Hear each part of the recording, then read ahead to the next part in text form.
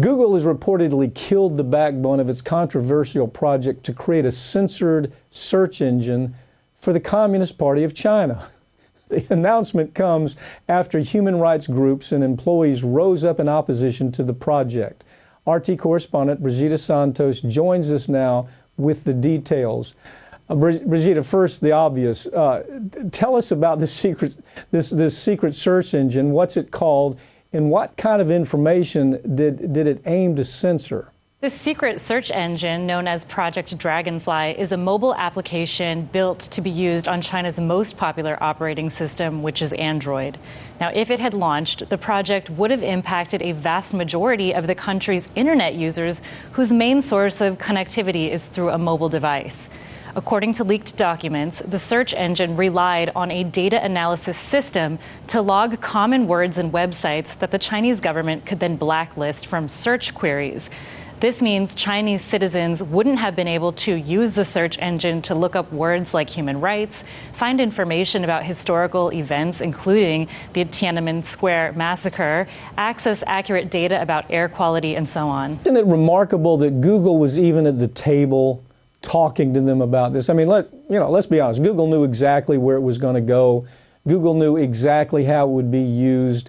And I wonder whether or not they've even created something like some variation of this to be used in the United States. There's certainly plenty of criticism right now. You have conservatives that are saying, yeah, they're kind of using the same kind of system to filter out anything that has to do with conservative discussion or maybe left-wing discussions that's considered too fanatical by Google. I don't know who Mr. Google is who makes those decisions, but it's interesting because you have to think maybe it went on here. How did Google employees help kill the main ingredient for this project, Brigida? At the end of November, about 1,500 employees signed an open letter calling on Google to cancel the project and demanding more transparency about the ethical implications of their work. Prior to the leaks, most employees were completely unaware of the project's existence. Google's unofficial motto is "Don't be evil," so its decision to start working on the project in the first place is incredibly shocking, especially because Google completely pulled its search engine out of China in 2010 over government censorship. Thanks to backlash within the company, Google has now been forced to kill all work on the data analysis system that powered Project Dragonfly. Well, you can bet one thing. Had there not been any kind of uprising, even though Google understood, there's zero question that Google clearly understood what the ramifications of this would be. They understood Tiananmen Square. They understood what could happen. They understood what happened after Tiananmen Square revolt. They understood how many people were executed because of that. They understood this was going to be a way for the government to actually get involved in that process of censoring, not only censoring, but censoring and then hunting down the people who were responsible. But I find it remarkable that the leadership of Google even sat down at the table with these thugs to do that.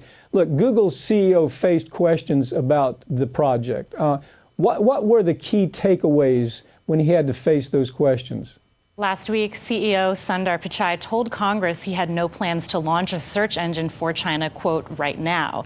Now, he claimed Dragonfly was merely exploratory, but his testimony leaves the door open for a future launch, which leaked transcripts hinted could come sometime during the first quarter next year. So we're going to see in the coming months whether this project is really dead or not. Well, this isn't the first time, Brigida, that Google employees have protested the company's involvement in controversial projects. As a matter of fact, I think you and I did a story similar to this just last year. But this isn't the first time that this has occurred, is it? I mean, we've seen it before. No, it absolutely isn't. Employees had previously protested against Google's involvement in helping the Pentagon with an AI drone footage monitoring project. Google responded to those protests by vowing not to renew its contract after it expires next year. Now, it's really nice to see the workforce standing up against corporate tyranny. I would like to mention that, these people are wealthy. They're programmers at Google, a well-to-do company. They're making good money. It's not always the case with other companies that are committing these types of abuses. Yeah, well, Brigida, I think we're just seeing the edge of this, because I think what's going to spring out from this is what else are they up to, because obviously they've developed a type of, they've developed the mechanism to do these kinds of searches, to factor in these types of searches. And I think people are going to be asking questions about, are they using it? How are they using it? Have we already been a victim of this in the United States and in other parts of the world? Thank you for joining, Brigida.